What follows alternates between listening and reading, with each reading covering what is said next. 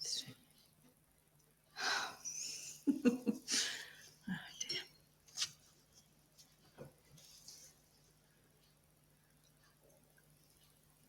Right. Let's get this thing working.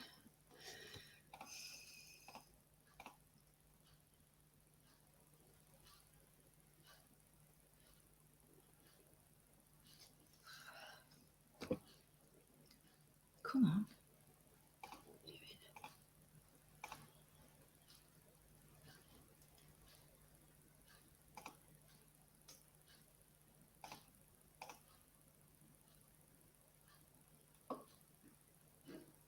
Thank you.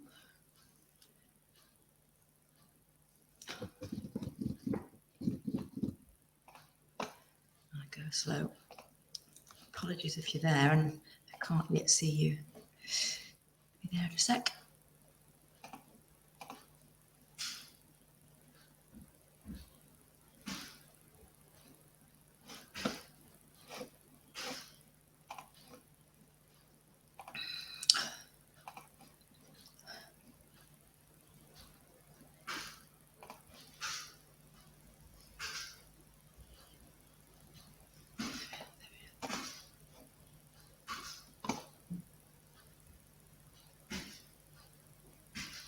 Oh, I am there. Hello, there are people there, so I'm sorry. Everything's going a little bit in slow motion for the internet and me. I do apologise. I am here now. Let me just get back to StreamYard. Good morning, and I'm sorry I'm a bit late. As you might have seen from the post that I put up, I had a weekend workshop, which is, well, it's sort of 3 late finishes in a row, and morning, Shona. I think I'm still a bit boggle-eyed, actually. And of course, I'd put everything away. So I had it all set up for us. And when I came in just then, I was like, oh my God, I've got to suddenly get everything set up. So I do apologise. And also for the change in schedule to the scheduled programme. But really, in terms of timings, this weekend workshop didn't come at a great time for helping to get set up for this week. So I hope you'll bear with me and we can do the demo on Thursday. Just gives me a bit more time to get prepped and get up and running, because yeah, there's a bit to get caught up with after I do the workshops at the weekend. They are fantastic fun, but yeah, they take a lot. So I do apologise, but we'll get there. And I thought, well, I'm still going to come on and do a catch-up session, because I know a lot of people haven't actually got started yet. So you know, there's no harm in sort of recapping and catching up and just reassuring everybody before they actually take those first steps. If anybody comes on and is raring to go and has done all the stripping and thinks, come on, I'm waiting, just ask, because I can give you, you know, some insight into the next stage, which is about the repairing and removing and replacing, getting everything ready for sort of moving on to sort of making everything look good and finishing it. So you know, I'm happy to sort of leap ahead, but I'm going to do the proper session with, so I've got a bit more time to plan it on Thursday. Because obviously when you're working on something live, you got to plan it as you go. So it will also give me tomorrow to get my piece finished and to also work on, I've done the drawers, I just need to do the drawers, and obviously all the rest of it. So that will be something that I'll do in the meantime and get myself all set up for you. So if you've got any questions about where you're up to, about anything you're coming across, you're not sure about, because obviously our pieces are different, just ask. It might be that there isn't anything just yet, but I just thought we'll stick to the slot. I'll come in and just make sure you're all right. I am going to bring up a really interesting post from Helen. Unfortunately, she's at work. Hopefully she'll be able to watch some catch up to get this sort of fuller answer. But I am, let's just check. Am I recording? Is it? Oh, I don't actually know if it's recording. But anyway, this won't be sort of formal session in the same way, so not such a problem if it doesn't record. Yeah, because I thought it was a really useful one, and it's something that we could all come across. I've come across recently, and so I thought if I share the pictures and just chat through it, because there might be bits with your pieces that it's helpful with. So let me just get that up.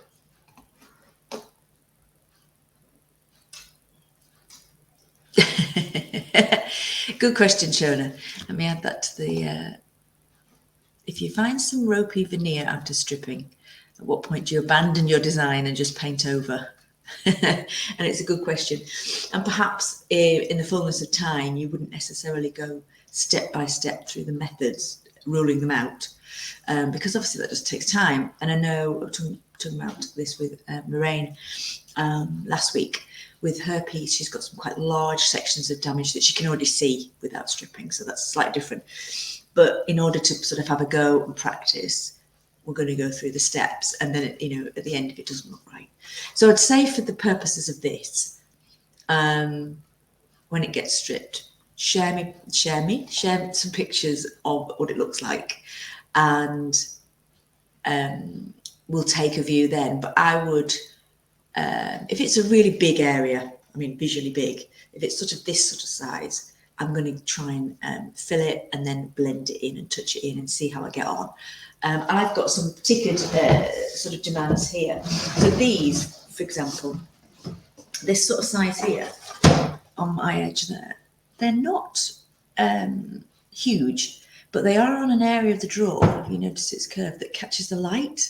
So they may stand out a little bit as being touched up, because, you know, you can't mimic the depth of the wood perfectly. We're sort of, like I say, disguising. So I'm going to see how that looks, see how well I do it, and then I might sort of end up doing some kind of metallic band across the top. So in this instance, I'm going to see how it gets on, how I get on.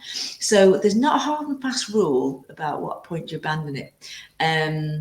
But I suppose when you start trying to do the touching in, if it's that sort of in between size and you think, oh, I think I can do this, you might just start to think, this isn't, I'm not, or I'm getting bored of this, or this isn't really working. And then maybe at that point, yeah, so there's no hard and fast rule really. And I think for this, we'll maybe if we go through the steps and just see how you get on with it and then decide. But obviously there will be some instances where right at the very beginning, you just think that veneer's coming off, or I'm going to fill that, I'm going to paint it, and you just don't want to tackle it. So I think if particularly if the patches are very all over the place, that might be a point at the beginning where I think this is going to be tricky. It's going to be tricky to touch it all in. It's going to be tricky to unify with the design. Sorry, so I'm going to end up painting it all over. Let's see the next question. Let's just, do I have any design tricks to disguise? You remembered mentioned a band across the top drawer. Well, this is probably what we'll come on to once we've made everything sound, because whether we paint over the wood with a colour as opposed to painting over and disguising it by using sort of wood tones to sort of blend it in, whichever way we go, we've got to make it sound first. So for me, I've got to glue. So this is what I'll come on to on Thursday. I've got to glue, I've got to fill, so do one then the other, then sand it smooth. And then I can start to maybe look at those. So in terms of design tricks, I think I'll come on to those in the following demo after this week, so that'll be next week. We'll be looking at ways to enhance. And so that might be not just designed to disguise, that's also designed to elevate. So something is, you know, this has got amazing whirly walnutty grain doors, but if they're a bit plain, you know, you might be thinking of using the same technique. But in this course, we'll be looking at using that design to to disguise, but you can use the same techniques to sort of create a pattern. So yeah, so in here it's just something I've thought about at this point, is like, how do I the veneer here continues down sequentially and it looks good. So the idea of stripping this whole drawer, I mean, I could try to strip to that line, but I think that would be, and it's not really in a line, all it is just where the curve drops down to the straight part. But because of the way it catches the light, it's whether I did actually make that into a metallic band, but could try and do it in something in a similar tone to the wood, so it doesn't stand out too much. It sort of catches the light still, but it's not actually wood. That's something I could do. And another way people do it is to maybe use things like black to sort of say, for example, I've got really dodgy wood on these areas here is that I could just sort of accentuate them. And I know people use other colours for sort of the carcasses, but just pulling out things with a little bit of metallic, a little bit of black, or maybe a dark stain can sort of hide things, but give it that little bit of definition. So we can go through those, and I think it's one of those, again, where if you are looking at your thing and you say, right, I've got these bits of damage, how do I do it? And we can brainstorm that together. We can look at different ways, because really there isn't a list, right, do this, do this. It's really about looking at the piece and having a think about how you could disguise stuff. So like Moraine's piece, for example, has got a lot of damage at the bottom.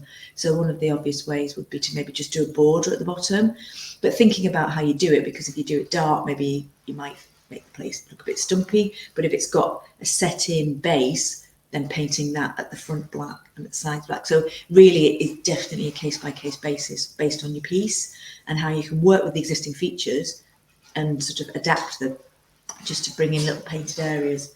So yeah, there's no, apart from, what I just said about sort of masking off little areas and painting them in to accentuate or disguise, there's no design tricks that I can think of. Or the other, obviously, is paint completely, isn't it? Yeah, so I'm just going to show you. I'll show you Helen's piece, because it's sort of along the same lines of what you're talking about in terms of damage to veneer. And I think this is one of the big things about doing this to the depth that we are. I mean, a lot of courses will just refinish the top of something and then you'll varnish it and then off you go. But this is about really trying to rescue something that may have damage, and it does take a bit of courage. You're here giving it a go, and it can be a bit daunting. You sort of look at it and think, oh my god. So we'll go through the various tricks step by step.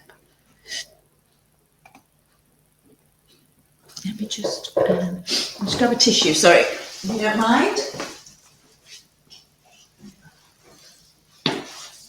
Often happens when I start talking that I get a little bit of a runny nose, so bear with me.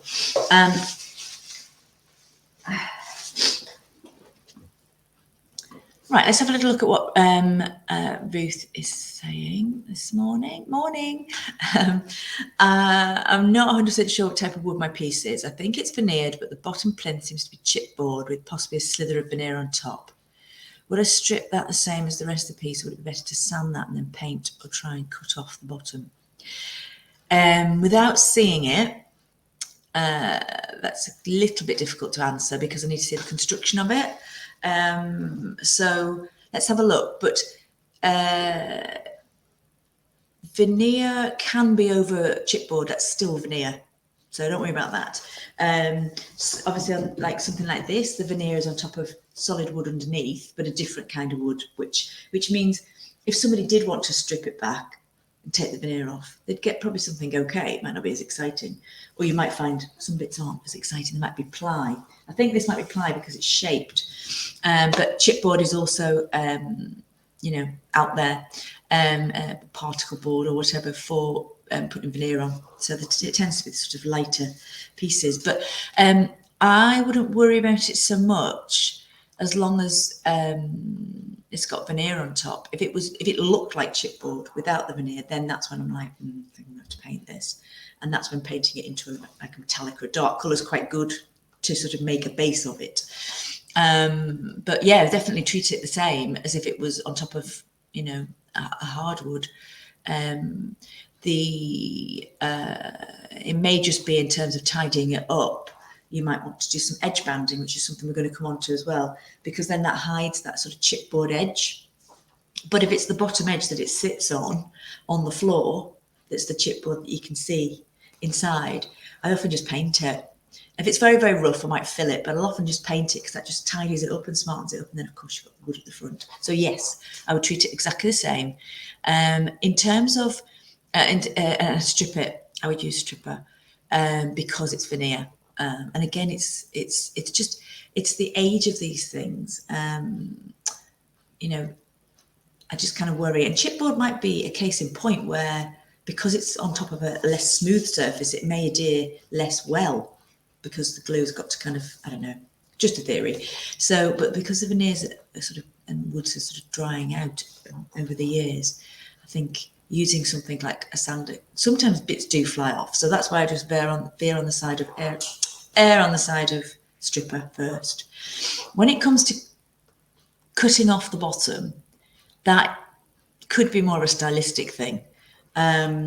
So let's have a look at that in terms of what the overall look would be afterwards. Because very often for me, when I've got a square bottom on a piece, I'm actually, sometimes I'll actually fill it in and put legs on because I want to elevate the piece. So taking it off might just distort the proportions. So let's have a look. Is it the piece that, oh, I know which piece it is actually. So I'll have a look at that afterwards.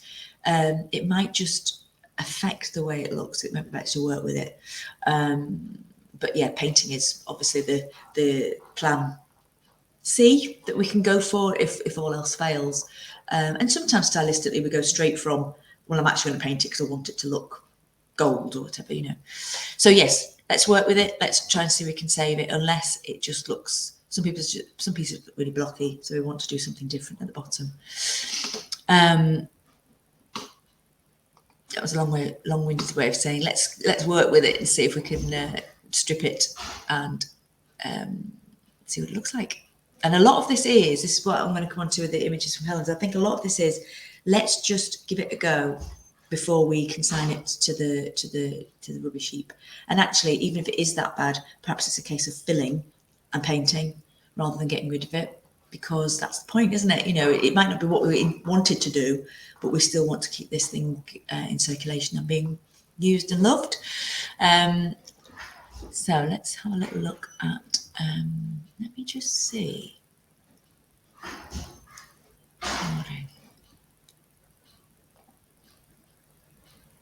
Oh, I can't record this one.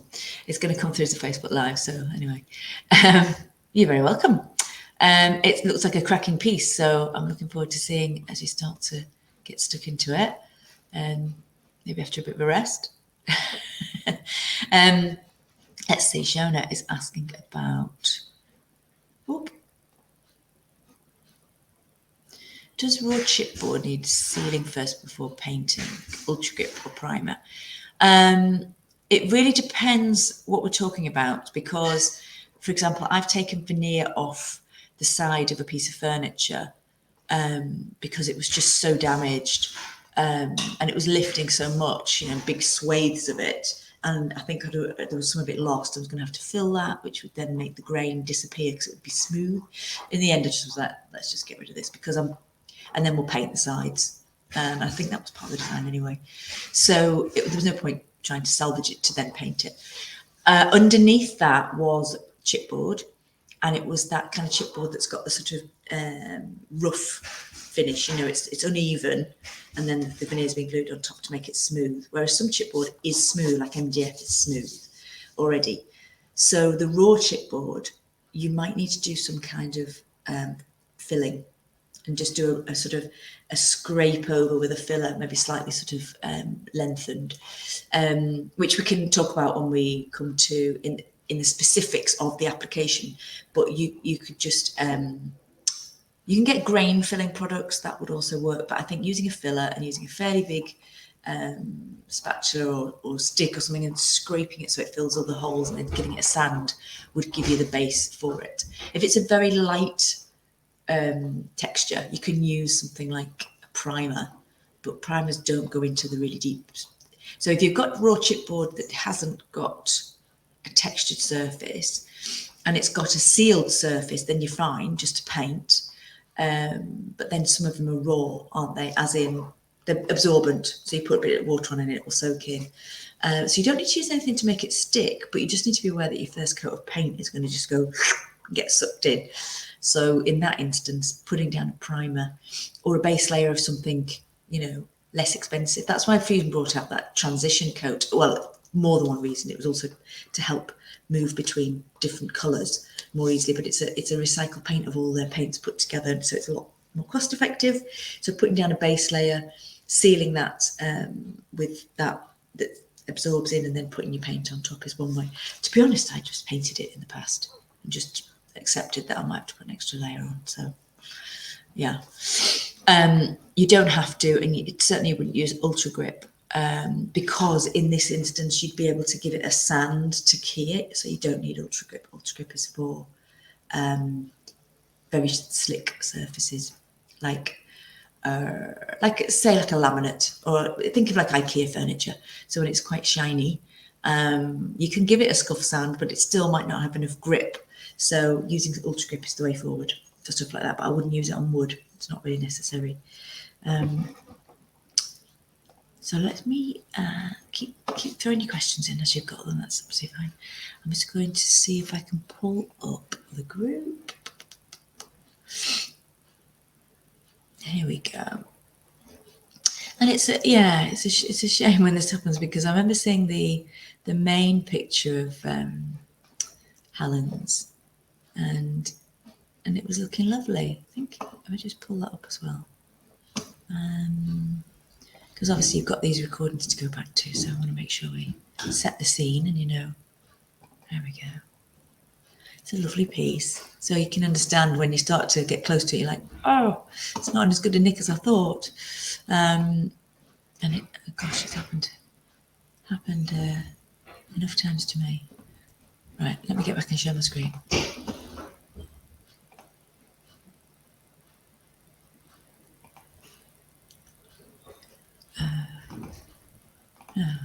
Window. I'll just quickly show you the piece. Oh, I don't know why it's gone into that. It's really unhelpful. One of my graphics is coming up at the background, which I didn't ask it to. There we go. Yeah, because when you look at that, doesn't it look cracking? You can't really see any issues. It's got a lovely grain. So, getting in a bit closer, obviously Helen's assessed it now and got some more pictures and has shared them. Let's just stop sharing that. I don't know if it actually shares the next window, so I'm going to reshare just to make sure I'm in the right spot. Yeah, there we go. Okay. So, get a bit bigger. There we go, a bit bigger. Oh yeah, there we go. Okay, so getting right in on it. So you can see where the veneer pieces are put together here, that line, and obviously all these little flecks, etc., which obviously make you feel like, oof, state of it. And also, can you see this shape here? I think there's a better picture of this later on, which we'll have a look at that again. And a lot of what's happening here, I think, is actually splits in the finish, which correspond to the texture in the wood underneath. So the wood's contracted and expanded, and it's split the finish on the top. But where you're not seeing raised bits necessarily, doesn't necessarily mean it's the veneer that's lifted underneath. It could just be that contracting that's then split literally the skin across the top. And actually, to a further extreme, the piece that I did before Christmas and after Christmas when I finished it had a very thick finish on it. And there were bits of it I could push, and I could get my nail into it, and I could flick it up like bing, bing. And I thought, oh, this is going to have loads of stuff to glue down. And when I got the finish off, there wasn't any. It was actually lifting bits of finish. And I couldn't see that from looking at it until I took the finish off. So this is why I say I think it's good to assess, because we need to be a little bit sort of go gingerly around those areas that we think, and I think there are some bits of damage on here that I would be really careful with the scraper. These bits I'd be quite comfortable just to, scrape. And I would use a stripper, and if it does lift, we can stick it back down, but we want to kind of get to the bottom of those issues. But yeah, until you actually get it down to the wood, and as I think Sharon had just asked about finding damage after you've stripped it, that's when you really know what you're working with. So we've got an idea of what we've got here, but like things like the watermarks and the cut marks and other stains like that, they suddenly just go and you've got this really refreshed wood. So it's kind of like take heart and give it a whirl and see what you've got. So I think let's just move on to another picture. So this is that patch that I was showing you at the top, and it is where a piece of veneer has been patched in. But once it's all refinished, so around the edges of this, you've got, you can see the bubbling of the finish there around the edges, but that piece itself looks like it's still intact, it's still laid down. So, and this bit here down the middle where the two pieces come together is also just finish that's lifting as much as I can see. I mean, there may be a little bit missing there of veneer, might be a little bit there. But even where it's lifting like that, I'll show you where you can just tuck a little bit of glue underneath, weight it down, then we can fill a little, you know, that little gap, and that will be really easy to touch in. But this looks more solid than damaged in this instance. I think this is finished by that sort of lighter colour on top. So let's have a look at this one. There's a bit more going on here. Let's just, let me just double check the re-landscaping. Oh, fab, got a question from Amy, so I'll come back to that in a second. So obviously you can see a deeper one here. I still think there's a good chance that could be veneer, finish only. But even if there is a split in the wood underneath, once you've got that finish off, putting your new finish over the top, as long as it's lying flat, will then seal it, and it will, you know, make it protected, and it'll be fine. The only time we need to worry about it is if it's actually sort of raised up, and that's is something I'm going to demonstrate when your veneer's sort of bubbled, how to actually just, you know, get it flattened back down. So potentially there, it's not massively raised on either side. It looks like, again, like it's just finished either side of the split. So the exciting thing is, you know, giving this a go and finding out. But yeah, I think a lot of this is just in the surface. Yeah, again, you know, those splits are coming up from the wood, but the wood looks like it's still flat underneath. It's just kind of split the top. So now this is a different one. Obviously, we've got a little bit more going on here. Ooh, it's not letting me zoom in on that one for some reason. Maybe I've gone in as far as you can go.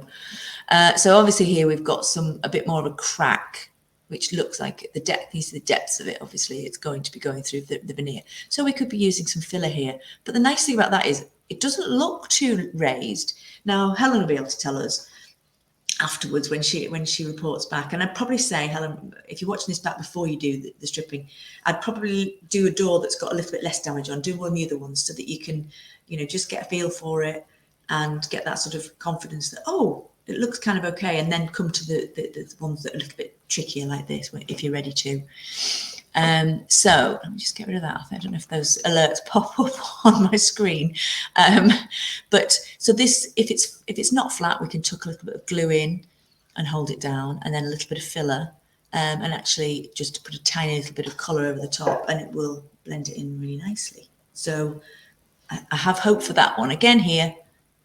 And often when it's a knot like this, where you've got a bit of sort of detail, I don't necessarily always fill that. If it was a big piece and it was becoming loose, obviously we could glue it. We could put a little bit of filler in if the cracks felt a little bit too big.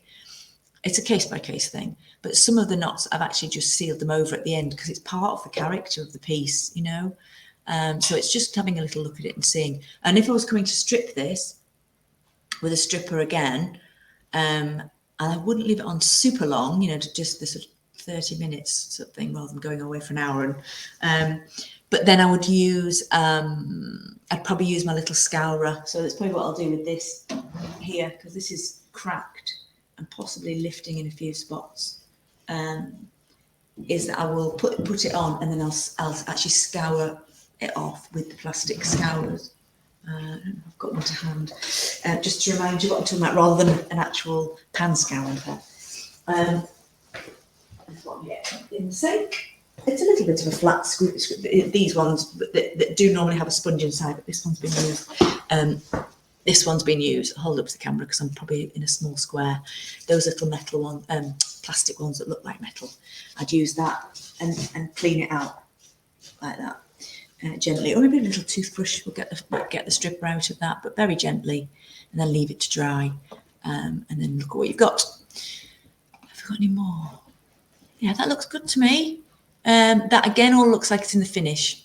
That gouge there might be down into the wood, but it might then also be something that you can sand smooth, because the finish will probably have most of the scratch, and then if there's a little bit into the wood, we'll be able to sand that out. I mean, this, I can understand for your first time out, daunting to see all this damage on assessment. So I totally understand if it's sort of park it and come back to it later, and to tackle something else and something smaller. That is totally understandable. It will be a really satisfying restoration piece, because I'm fairly confident that it's going to look radically different once this finishes off. So let's see what Helen decides. Now here, there's another picture here. That looks a bit more lifted, I'd have to say. You can see by the shaping there that it might have just raised up a bit there. So yeah, that might want to have a look at. These white marks, again, that should just be in the finish because it's white, because the colour of it gives you a bit of a clue that it's not gone through to the wood. But yeah. Just looks like an aged finish. Now here again,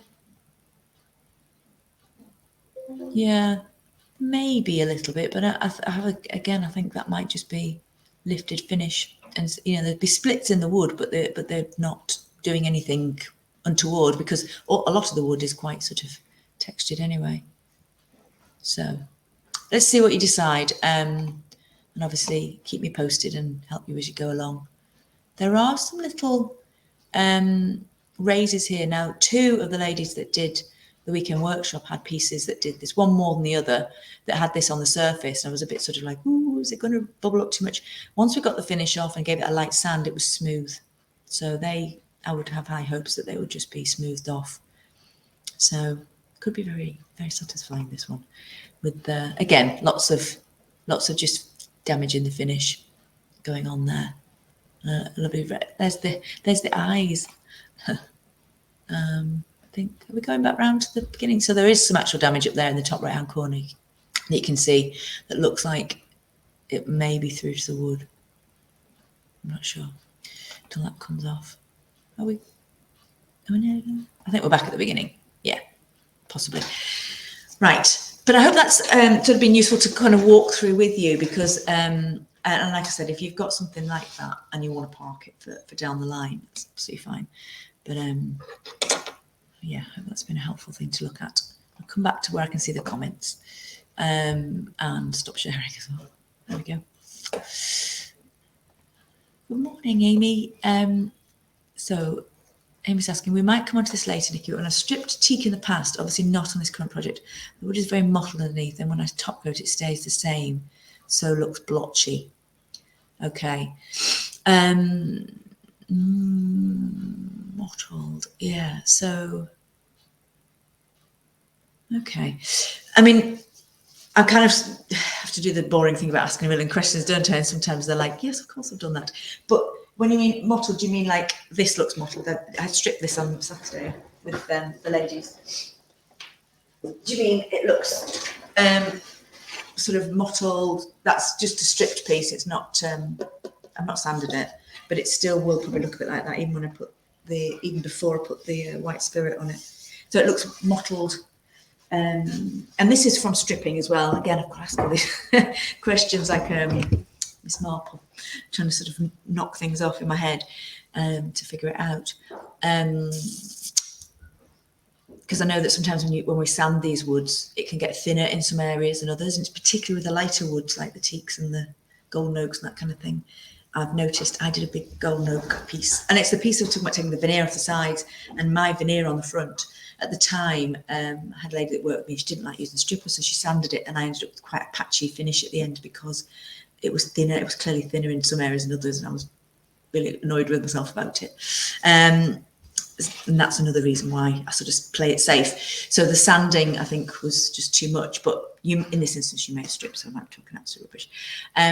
But what we're going to come on to is I'll sort of figure out whether it will fit into the enhancing or whether it will fit into the finishes. But we'll look at using things like shellac, which I think you will find, particularly with doing design work, really useful. try and get a photograph up of the piece that I did at the weekend, which I used shellac and then put design on. It's not got a top coat on yet, but what that does is it brings out, it seals the wood effectively, although that's not the reason we're using it, but it penetrates deep in and it gives you that oiled look, but then you're able to then go work on top of it. So I need to take you through it in detail because you need the right products and you need to kind of make sure you sort of sand it back and not put too much on and that sort of thing. But it's effectively the best way to get an oiled look out of your wood, to put a design on and then put a top coat on at the end. Because the thing about the top coat is top coats don't penetrate, top coats sit on the top. So if we think about them like a skin, like a film on the top, and again, something else I found out the hard way, doing a really amazing walnut wardrobe, get my top coat on, I go, oh God, it looks amazing. The grains all, and then as it dried, it got lighter and lighter, and it was a bit patchy too. And I just thought, what's happened there? And it was because the top coat, it kind of goes in as it's wet, but then it dries up to the surface. So we need something that goes in to the wood, brings out all the grain, enriches it, makes it look, nourished and amazing, but that we can go on top of, which is why a lot of people are going down the Osmo oil route. But the problem with that is you can't work a design on top of it. You can only do that over the wood and then put the Osmo, which then doesn't protect your design. So I'm going to show you this technique, and I've used it with teak as well. So obviously if you're going straight to do a pure restore, you could use something like an Osmo oil because you're not going to put design in there. But anything with wax in, I tend to stay clear of because it doesn't give you much flexibility. And it needs replenishing after 3 years or whatever, whereas top coats don't. So this is my tried and tested. So hopefully this can help. We'll go through the shellac stages and try that, and then put the top coat on. So if you're going to do design, it's like a sandwich, basically. It is exciting. This is the thing that I wanted to tell everybody about, because I don't like using stinky Osmo and I don't like using wax-based products. And if I wanted to, I just need to add a bit more colour into that design, you can't. But when you're using water-based products and when you're using shellac, as long as it's de-waxed shellac, you can keep on layering them up. But it enriches. And obviously shellac is a natural product. It's a product that all of the interiors of these pieces would have been finished in. So that's why I can refinish the inside of these, make them look as good as they used to, without using waxes or oils, which don't last. So I'll be showing you that. The idea is it's scheduled to be part of the enhancements section, but it will depend. I'm going to show you all that because it is. And the other benefit of it is it's so much quicker. You don't have to wait 4 to 6 hours for oily things. For those who are new to the whole sort of wood refinishing world, because I know Amy's got lots of experience, if you're trying to get the drama out of the grain, you need a penetrating product. And so that's why in the past, historically, they've used oils, Danish oil, linseed oil, etc., which goes right into the wood. But the problems with those is that they age over time and they need to be replenished. So it's not a particularly great product. Unless you're just doing a pure restore and selling it that way, you can easily say, to keep your piece looking good. But if you put design in the mix, that's really going to confuse people. And an oil needs to cure for quite a long time before you could then put a design over the top of it. So like 2 to 3 weeks. If you've got cured oil, you could put a design on top of it. And then you could put a top coat on top of it. That would work. But that's a long time in furniture processes. And then when it came to it, obviously your customers couldn't replenish the oil. So there's quite a bit to sort of go through, and I will be doing a little chart of pros and cons, because there's more than one way to skin a cat, but I'm going to be showing you how I like to do it, because shellac takes 10-15 minutes to dry, and then you can put another coat on if it needs it, and then you can put your design on, and then you can put your top coats on. And if you've used top coat before, you'll know how quick that takes to dry. So you can be done in a day, possibly less. So yes, looking forward to showing you all that.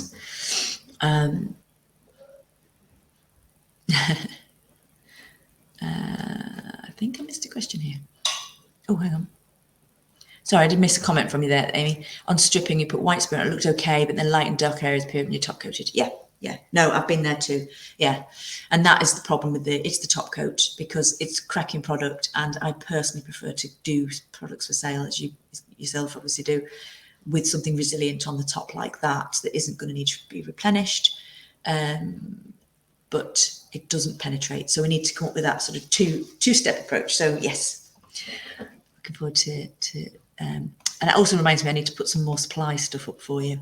Now that the workshop's out the way, and hopefully this piece here that's lurking to my side will go tomorrow, so I can be sort of fully head in the game with you, because it's just a bit of scheduling congestion, I think we'd say.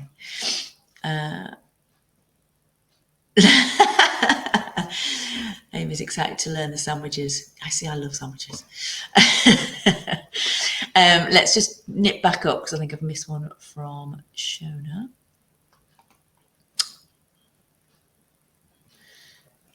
Hey, it's not off topic, it's all the same. I'd like to revive my 15-year-old oak dining table, which has been sadly neglected and never re-oiled. It's now got water ring marks and black areas where a radiator leaked black gunk on it. Can you clean just sand oiled oak? We need to strip oil out first. With what? And how do you clean? Well, no, you don't have to. You don't have to strip oil out first. When we were talking about cleaning in the first demo, the issue of cleaning, which is absolutely essential, degreasing cleaning, is naturally going to start to bring some of the oil out, and it can be a bit of how much oil is coming out. If you skip that point on a theoretical basis, and you just wanted to oil your oak, you can just go over with the oil, and some people actually use oil to clean. So you could actually use a more natural oil to clean and nourish the surface, and then maybe apply something a bit more of a finish in it. So like linseed oil or Danish oil will sort of dry to a bit more of a tougher finish than, say, like a hemp oil or coconut oil. They're natural oils, don't really, they sort of go in, make it look lovely, and then they dry out and go dull again, and you need to reuse them. So you can actually, I know there's like the range of paints I've used in the past, there's orange oil, you can get lemon oil. And hemp oil is another good one. You could use that to sort of clean your surface. It would then go into all the little scratches. You can obviously throw away the cloths because they'd be dirty, and then give it an actual coat of oil over the top, rather than cleaning it with water and degreasing it.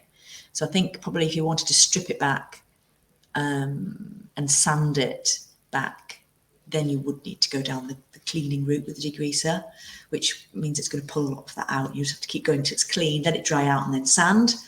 But I mean, if it's watermarks can very often in an oil finish disappear with the reapplication of oil. So if it's a personal project at home and you've got the time, I go down the re-oiling route and give it 2 or 3 weeks to cure at the end. And well, no, you can decide straight away if you like the look, can't you? But give it 2 or 3 weeks afterwards if you don't, and then you can go down the route of cleaning it and refinishing it properly if you feel like it needs to be sanded to get some of the marks out. So yeah, it's a bit of a titration with these things, isn't it? You've kind of got to try something and then figure out, has that done what I need it to do? Mm-hmm. And I don't know about radiator gunk. It could just be dirt and it will come out, rather than black marks, which are burns. So I think it's a question of maybe giving it a clean with some oil first, a gentle sort of oil, like I say, and seeing what that does. And you might think, I quite like that. I don't think I need to do much more to it. I don't know, I haven't looked at my phone.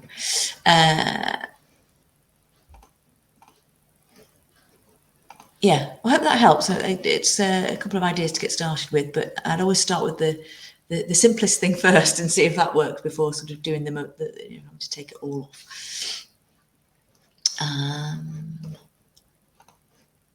Think. Just double checking I haven't got any other posts that'd be useful to share. Oh no, I'm getting my pieces confused. I think I've got Ruth's piece confused with Nikki's piece because she's just decided to do a utility piece, so that's my bad. I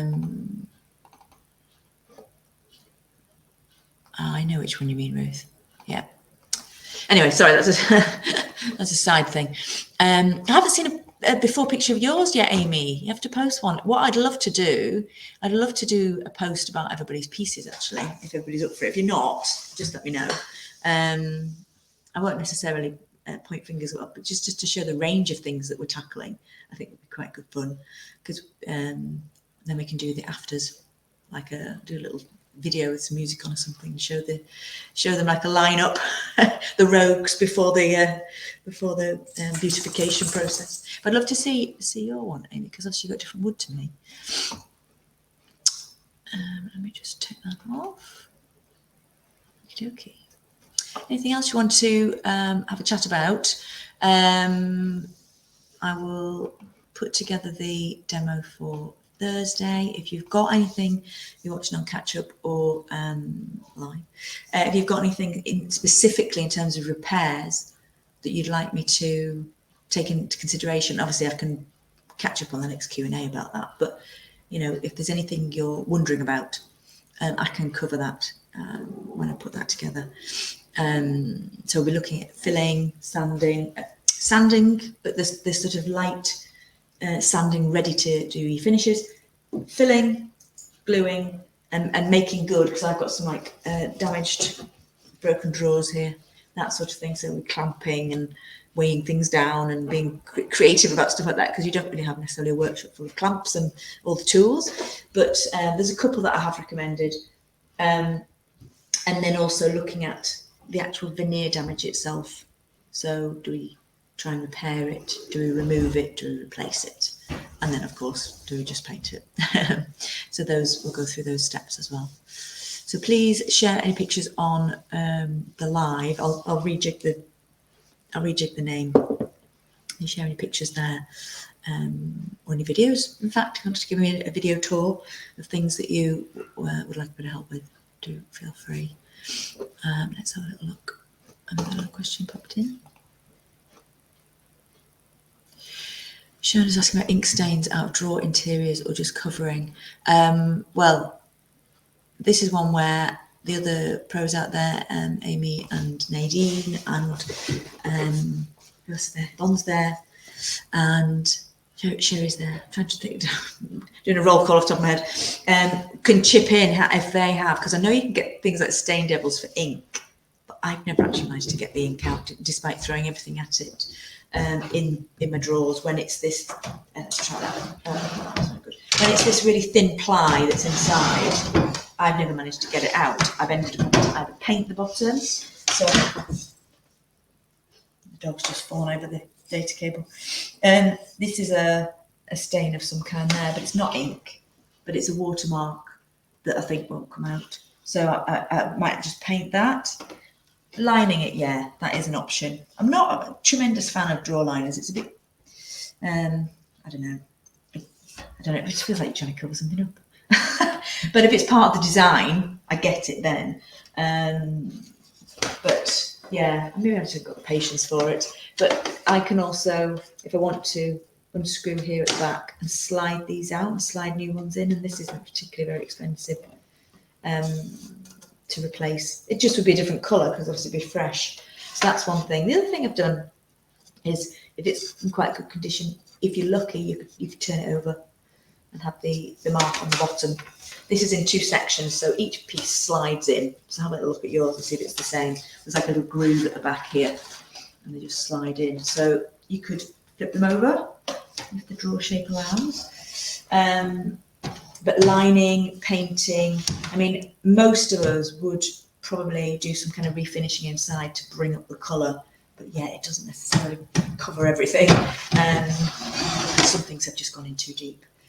So that's when I might think, oh, I'm going to have to just paint that. So like I've done these cabinets before and just ended up painting the bottom of the insides of these cupboards, because that's where the bottles have been and the alcohol and everything has just covered up the finishes. So yeah, not a straightforward answer on that one. There's a few different ways, but I've not managed to get them out personally. Anybody else wants to chip in their own tips? And as we go through towards the finishing parts, talking about some of the quirks of furniture that you sort out, hopefully there'll be lots of tips shared from others, because what they've experienced with pieces can be quite helpful into the mix. Yes, that is worth saying, Amy. Let me just pop that into play.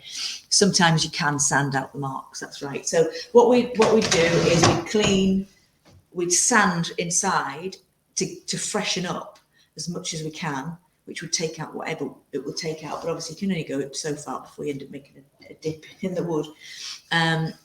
Yes, that's worth mentioning. And depending how deep the ink is, failing that, I do choose one of the options. Yeah, replacing is often quickest, especially if it's only one draw. Yeah. And I suppose if you hunt around, you don't have to use a pale ply. You could use or even just put a bit of stain on it.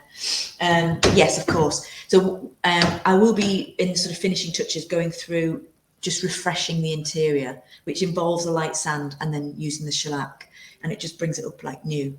But what's lovely about it is you're not having to sand it right back to the bare wood, because often when you do that, obviously you're going to see a different coloured patch. So we're just actually sort of sanding the surface, taking out any scratches, and then re-shellacking it essentially. So it's comparable with oiling or waxing, but it's just more durable, as in you don't have to replenish it over time. It'll stay looking shiny. So yes, we'll be doing that, and I do that inside my drawers as well. I do all of this wood and this wood the same, because it's nice wood down there.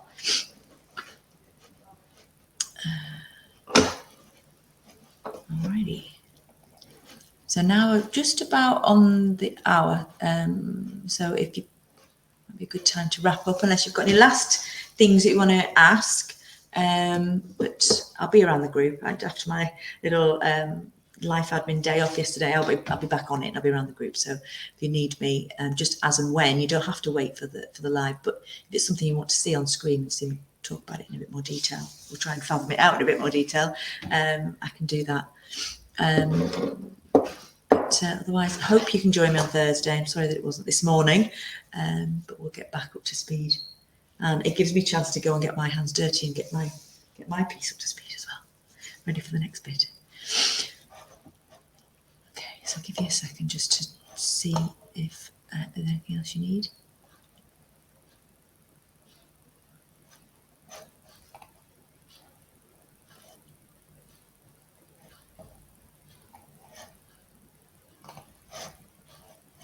Super duper. Okay, well, I shall look forward to seeing you on Thursday if you're coming, and if not, I'll catch up around the group. If you have any questions and you're watching this afterwards, please just stick them on, or any comments or any tips you want to throw in. Also, similarly, because it'll pop them up in the group as well. People will see. Brilliant. Thanks, Amy. Have a lovely rest of the day, and we'll see you soon.